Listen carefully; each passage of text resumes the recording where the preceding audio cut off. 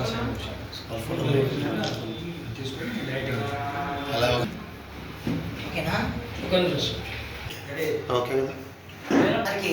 ముందుగా నమస్కారం. Bharatiya Janata party BJP రాష్ట్ర అధ్యక్షుడు పివిఎన్ మాధవ్ గారు ఈ నెల 11వ తేదీ ధర్మవరం పట్టణంలో అటల్ బిహారీ వాజ్పేయి గారి శత జయంతిని పురస్కరించుకొని అటల్ మోదీ సుపరిపాలనా దివాస్ బస్సు యాత్రను ప్రారంభించడం జరిగింది. ఈ బస్సు యాత్రలో ప్రతి జిల్లా కేంద్రంలో ఒక అటల్ బిహారీ వాజ్పేయి గారి విగ్రహాన్ని ఏర్పాటు చేయాలని రాష్ట్ర పార్టీ నిర్ణయం మేరకు ప్రతి జిల్లాలో యాత్ర దిగ్విజయంగా సాగుతుంది.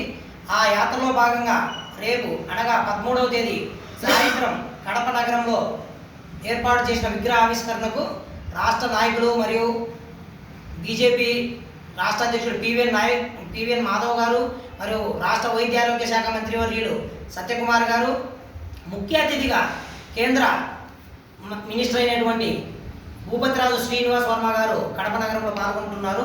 ఈ కార్యక్రమానికి అన్ని ఏర్పాట్లు బీజేపీ జిల్లా అధ్యక్షుడు వెంకట సుబ్బారెడ్డి గారి ఆధ్వర్యంలో పూర్తి స్థాయిలో దిగ్విజయంగా పూర్తవుతున్నాయి. ఈ యాత్రను కడప నగరానికి ఇచ్చేస్తున్న సందర్భంగా భారతీయ జనతా పార్టీ యువమోర్చా బీజేవైఎం ఆధ్వర్యంలో భారీ బైక్ ర్యాలీతో వారికి స్వాగతం పలకటకు సిద్ధంగా ఉన్నారు. ఈ బైక్ ర్యాలీ రేపు మధ్యాహ్నం 3:30 గంటలకు ప్రారంభమవుతుంది. ఈ బైక్ ర్యాలీ కడప నగరంలోని వినాయక్ నగర్ సర్కిల్ వద్ద ప్రారంభమై ఆ తర్వాత బిల్డప్ సర్కిల్, తర్వాత మరియాపురం ఐటీఐ సర్కిల్, తర్వాత సంధ్యా సర్కిల్, తర్వాత ఎర్ముకపల్లె సర్కిల్లో లాస్ట్ ముగింపు ఉంటుంది. ఆ బైక్ ర్యాలీ ముగింపైన వెంటనే రాష్ట్ర అధ్యక్షులతో పాటు వచ్చిన ముఖ్య అతిథులందరూ అక్కడ ఏర్పాటు చేసిన అటల్ బిహారీ వాజ్పేయి గారి ఎగ్జిబిషన్ను పరిశీలించి దాని తర్వాత 4 గంటలకు కరెక్ట్గా 4 గంటలకు విగ్రహ ఆవిష్కరణ ఇస్తారు. దాని తర్వాత అక్కడే ఏర్పాటు చేసిన భారీ బహిరంగ సభలో రాష్ట్ర అధ్యక్షుడు మరియు ఇతర నాయకులందరూ పాల్గొని అదేవిధంగా ఈ యాత్రలో కడప జిల్లాలోని కూటమి ఎమ్మెల్యేలు మరియు ఎంపీ అభ్యర్థులు మరియు ఎమ్మెల్సీలు మిగతా జనసేన నాయకులు ప్రతి ఒక్కరు కూడా పాల్గొని దీనిని రేపు దిగ్విజయంగా జయప్రదం చేయాలని కోరుతున్నాను.